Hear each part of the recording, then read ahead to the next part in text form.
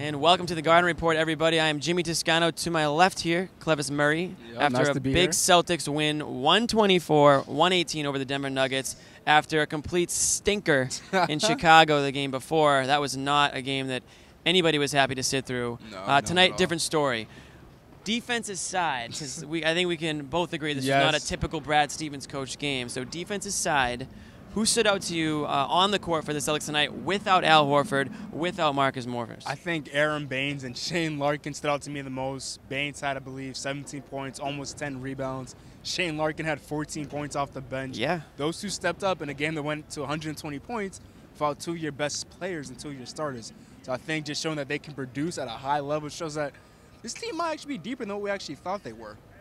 I agree with you, and I think we've seen it more with Baines because he's had a bigger role in this team. But every time Shane Larkin comes into the game, he makes an impact. He does like positive things out there, and it kind of makes you wonder if, as this season goes on, injuries, regardless of injuries, is he going to end up with a bigger role on this team? Because I got to tell you, I mean, every time he's on the court, I'm like, that was nice. That was pretty good. That was okay. And I mean, I think people are starting to notice his play. Yeah, I think with Shane Larkin, he's a guy that didn't get a lot of playing time to start the season, but opportunity come, and he's taking advantage of it. And I think you see how Brad Stevens likes playing multiple point guards at the same time. Yep. You've seen him, Marcus Smart, or Terry Rozier, some combination of the sort. And he's produced. He's played well. He hasn't struggled. He's making his shot. He's making the right pass, playing tough defense, you know, with his 5'11" size. So I think he could see a bigger role as time goes on. A couple other notes in this one. Jaylen Brown. This was the return of Jaylen Brown without goggles. Without goggles. And I got to say, it was nice to see that player out there because he had 26 points tonight, 9 of 12 from the field. Like most of his teammates, completely different player than he was in Chicago.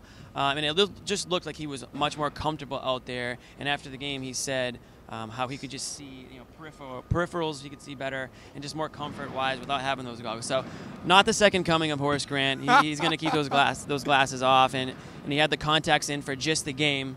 His doctors instructed him to take them out after the game. The eyes are still a little too sensitive for that.